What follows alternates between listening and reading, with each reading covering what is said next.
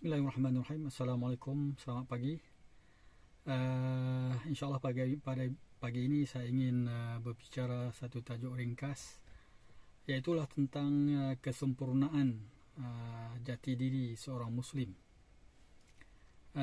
Dia berasaskan kepada satu hadis yang dinamakan hadis Jibril alaihissalam, di mana satu hari ketika mana para sahabat bersama Rasulullah sallallahu alaihi wasallam, termasuk Sayyidina Umar, muncul seorang lelaki.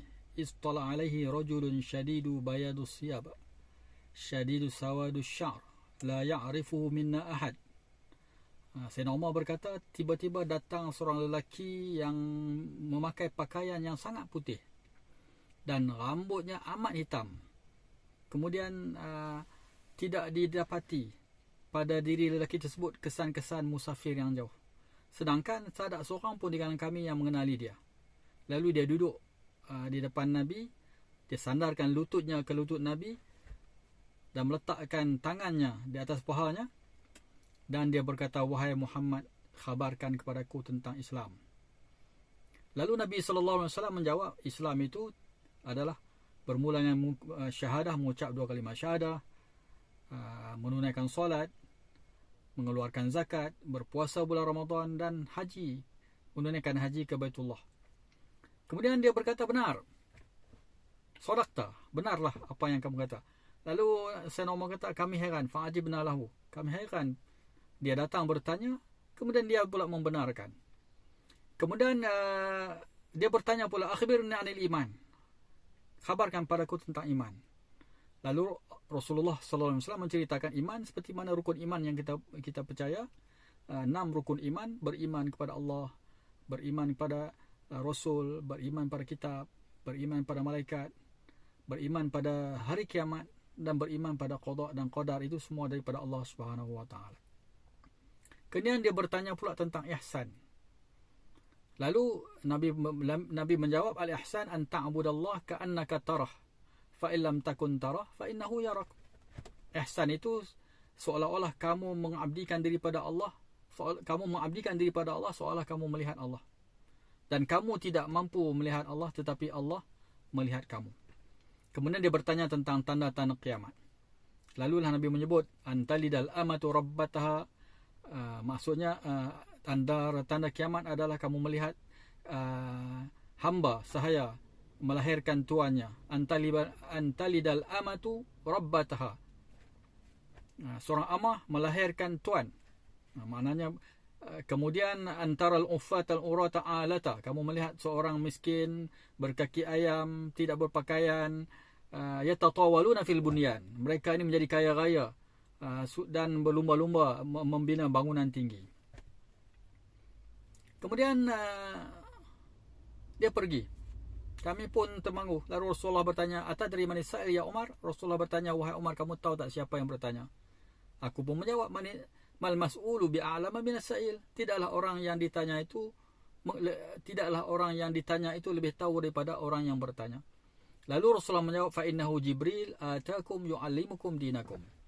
Sesungguhnya yang datang tadi adalah malaikat Jibril, datang untuk mengajar kamu tentang agama kamu. Jadi agama itu ada 3 perkara: Islam, iman, dan ihsan. Islam itu di dalam syariat fiqh, iman itu dalam hukum akidah, ihsan ini dalam bab akhlak ataupun tasawuf. Sebenarnya 2/3 kandungan Al-Quran bercakap tentang iman dan akhlak. Hanya sebahagian dari syariah. Tetapi masyarakat kita hari ini fokusnya kepada perkara-perkara yang bukan menjurus kepada ihsan. Baik. Apa makna ihsan? Ihsan adalah al-itqan. Itqan, ketulusan, ketekunan, ketepatan. Jadi bab itqan inilah yang perlu diperhalusi. Saya nak bertanya, itqankah, ihsankah, terbaikkah? Ihsan juga ahsanu amala, liyabluwakum ayyukum ahsanu amala. Antara ujian Allah Subhanahu Wa Taala kepada kita ialah dia nak lihat siapa di kalangan kita yang terbaik amalannya. Allazi khalaqal mauta wal hayata liyabluwakum ayyukum ahsanu amala. Dialah yang menciptakan kehidupan dan kematian untuk menguji kamu, siapakah yang di kalangan kamu yang terbaik amal pekerjaannya. Dalam hidup kita ada dua perkara penting. Mungkin kita kata kesihatan. Kedua adalah harta. Kita mungkin hari ini sudah bijak untuk menjaga kesihatan. Kita jaga pemakanan kita sebagaimana Allah perintah, kulu washrabu wala tusrifu, makan minum jangan berlebihan. Kulu min tayyibati ma razaqnakum, makan makanan yang berkhasiat, yang baik, dan makan perkara yang halal. Kemudian kita melakukan riyadhah, bersukan.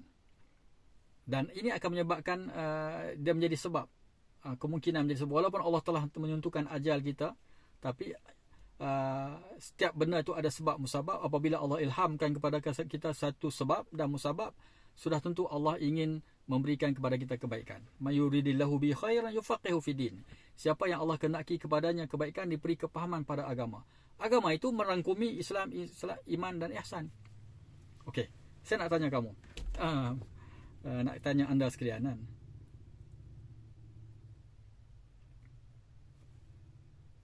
sanggup tak membeli rumah, tapi orang yang buat rumah tu tak ada plan? Dia bina rumah tanpa plan. Nak beli tak? Dia tak tengok tanah tu tanah gambut ke, tanah paya ke, tanah batu ke, batu kapur ke, batu kerikil ke. Dia bina saja tanpa plan, ikut apa dalam kepala dia. Saya nak tanya, siapa di kalangan anda yang akan membeli rumah tu dan yakin bahawa rumah itu selamat? Begitu juga kehidupan kita yang panjang. Bermula daripada umur kita dewasa 20 tahun sampai umur 60 tahun, ada 40 tahun tempoh untuk mencari wang. Adakah kita buat plan? Adakah perancangan kita betul-betul teliti? Apakah kita memiliki ilmu perancangan kewangan yang betul? Menentukan objektif jangka masa pendek, objektif jangka masa sederhana, objektif jangka masa panjang. Itqan tak dalam membuat perancangan? Sebab itu nama syarikat saya adalah Al-Itqan Wealth. Saya membantu anda untuk meneliti perancangan kewangan supaya kita meletakkan wang kita sesuai dengan keperluan semasa kita dan masa depan. Dengan kita memahami big picture perancangan kewangan, kita boleh tentukan, dengan kita boleh membuat satu perancangan yang betul. Kita lihat kemampuan kita lihat kekuatan kita lihat kelemahan kita, situasi kita, realiti anak dan isteri kita dan sebagainya. Kemudian kita lihat apa plan strategi yang betul untuk memperkasakan kewangan sampai kita bersara, untuk backup kewangan kalau kita ditimpa perkara-perkara yang tidak diingini. Apa yang dikatakan, seorang yang berperancangan adalah seorang yang telah bersedia untuk menghadapi senario terburuk dalam hidup. Dalam bab kewangan ialah kita gagal menjana pendapatan disebabkan meninggal dunia di usia muda, meninggalkan anak yatim dan balu, ataupun kita lumpuh di usia muda menyebabkan kita menjadi beban pada family kita tetapi kita tidak ada pendapatan, ataupun kita ditimpa penyakit kritikal yang memerlukan kos rawatan dalam masa yang sama kita tidak ada pendapatan. So, adakah anda telah bersedia? Adakah anda telah merancang persediaan tersebut? Dan adakah anda telah melakukannya dengan terbaik? Liyabluwakum ayyukum ahsanu amala. Sadaqallahul azim. Wassalamualaikum warahmatullahi wabarakatuh.